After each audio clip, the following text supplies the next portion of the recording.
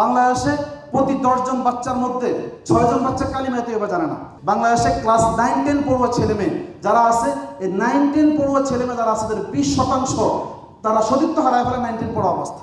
পুরো ওয়ার্ল্ডে যে কার্যক্রম চলতেছে, মুসলিম সন্তানদেরকে অমুসলিম বানানো, মুসলিম সন্তানদেরকে নাস্তিক বানানোর যে প্রোগ্রাম চলতেছে, সেই প্রোগ্রামেরই একটা অংশ, মাত্র খণ্ডিত একটা অংশ হলো বাংলাদেশ। এটা পুরো ওয়ার্ল্ডে চলছে। ভীষণ থার্ড, বিশ্বের সবচেয়ে দামি সম্পদ হলো সন্তান, শিশু বাচ্চারা। মুসলমানদের সন্তান হলো পৃথিবীতে সবচেয়ে বেশি বড় সম্পদ। এই সম্পদকে ধ্বংস করার জন্যই পুরা পৃথিবীর সকল অপশক্তিগুলো আমাদের বিরুদ্ধে কাজ করতেছে। আমি আপনাদেরকে একটু জিজ্ঞাসা করি, স্বাধীনতার পর থেকে নিয়ে এই পর্যন্ত বাংলাদেশে কয়টা শিক্ষা কমিশন হয়েছে? 10টা শিক্ষা কমিশন হয়েছে। এই 10টা শিক্ষা কমিশনের প্রত্যেকটি শিক্ষা কমিশনের একই সুপারিশ ছিল যে ধর্মীয় শিক্ষাকে কিভাবে কমিয়ে দেওয়া যায়। 1 নম্বর। নাম্বার 2 হলো, স্বাধীনতার পর থেকে নিয়ে এই পর্যন্ত আমাদের ইসলামী মূল্যবোধের সরকারও ছিল, তাদেরও একই সুপারিশ ছিল। বিষয়টা কি?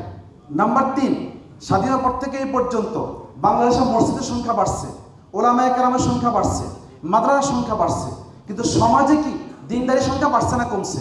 নিশ্চয় আপনাদের উত্তর হলো কমছে। তাহলে কমলো কেন? কমার কারণটা হলো এটা, বাংলাদেশে অলমোস্ট বর্তমানে 5 কোটি বাচ্চা আছে, যার মধ্যে 2,61,00,000 বাচ্চা প্রাইমারি থেকে নিয়ে গ্রাজুয়েশন পর্যন্ত করে। বর্তমানে বাংলাদেশে 65,679টা প্রাইমারি স্কুল আছে, বাংলাদেশে 19,000 মাধ্যমিক বিদ্যালয় রয়েছে, উচ্চ মাধ্যমিক বিদ্যালয় রয়েছে 1480টা, ইউনিভার্সিটি আছে 171টা। এইটুকুলো শিক্ষা প্রতিষ্ঠানের মধ্যে এবং BRAC, Proshika, save the children, Asha, Jago foundation, প্রত্যয়, এই প্রত্যেকটা এনজিও টোটাল সব মিলে বাংলাদেশের 6 লক্ষাধিক শিক্ষা প্রতিষ্ঠান রয়েছে।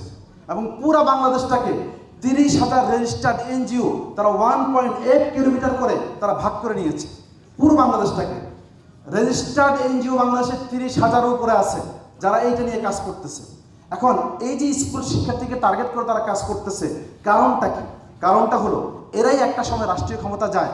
যদি রাষ্ট্রীয় ক্ষমতা যারা যাবে তাদেরকে আমরা যদি পরিবর্তন করে দিতে পারি, তাহলে আমার জন্য সকল কিছুই সহজ। তাই যখন ধর্মীয় শিক্ষা আস্তে আস্তে বিলুপ্ত করে দেওয়া হয়েছে, বর্তমান সিচুয়েশনে ধর্মের অবস্থাটা বাংলাদেশে কি দাঁড়াইছে আমি ছোট্ট একটা জরিপ আপনাদের সামনে দিই।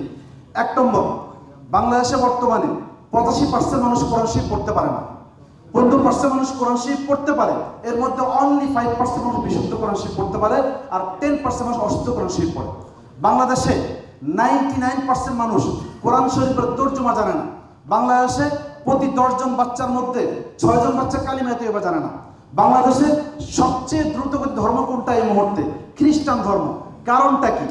বাংলাদেশে বাঙ্গাল অঞ্চলে এই প্রেক্ষাপট, অর্থাৎ স্বাধীনতার আগে বাংলাদেশে মাত্র 50,000 খ্রিস্টান ছিল, বর্তমানে অলমোস্ট 2 কোটির কাছাকাছি খ্রিস্টান বাংলাদেশে, যাদের বিভিন্ন নামে এদেরকে খ্রিস্টান করা হচ্ছে। এই যে প্রেক্ষাপট দাঁড়াচ্ছে, সামাজিক অবস্থা দাঁড়াচ্ছে, এটার জন্য দায়ী কারা বা এটা কেন হচ্ছে?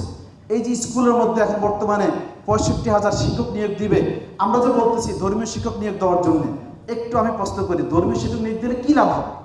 কী লাভটা হবে? সেখানে ধর্মীয় কারিকুলাম তো নেই, কী পড়াবে?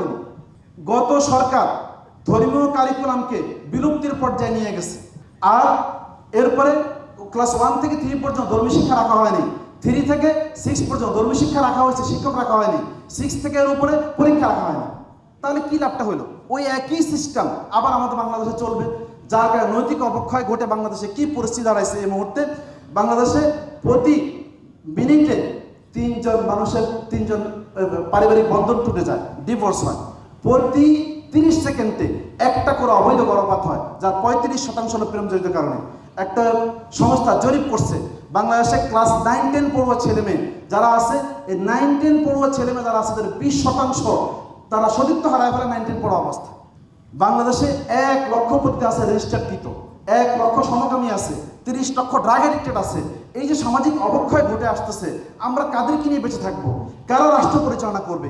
এখন যে সামনে শিক্ষক নিয়োগ দেওয়ার জন্য একটা সুদূর প্রসারী পরিকল্পনা, আমি আপনাদেরকে একটু ইঙ্গিত দিতে চাই, আপনাদের মাথায় রাখা দরকার যে শিক্ষক নিয়োগ দেওয়া হওয়ার চেষ্টা করা হচ্ছে। এই যে গানের শিক্ষক বলা হচ্ছে, গানের শিক্ষক আপনারা জানেন মুসলমানরা সাধারণত আমাদের ইবাদতের মধ্যে এটা নিষেধ, ইসলামে নিষিদ্ধ গান বাদ্য করা, কিন্তু অন্য একটা ধর্ম আছে যে ধর্মে গান বাদ্য করা ইবাদত। তাহলে ওই গান বাদ্য কারা শিখে, কারা শিখায়? শিখে হলো ওই ধর্মের মানুষরা, তাহলে শিক্ষক খুঁজতে গেলে ওই ধর্মের লোককেই নিয়োগ করতে হবে।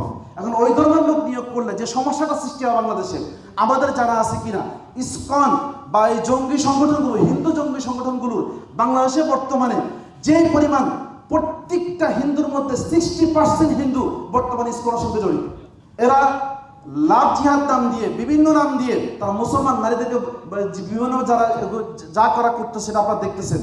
আমি এখানে বোঝাচ্ছি, যদি এই অবস্থা হয় তাহলে কিছুদিন পরে আমরা আমাদের পুরো সন্তানকে খুঁজে পাবো না।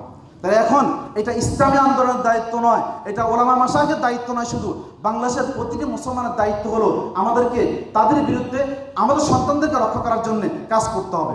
আর কাজ করার আমি 3টা পরিকল্পনা বলতেছি, শুধুমাত্র আলোচনার মাধ্যমে সীমাবদ্ধ রাখলে কোনো কাজ হবে না।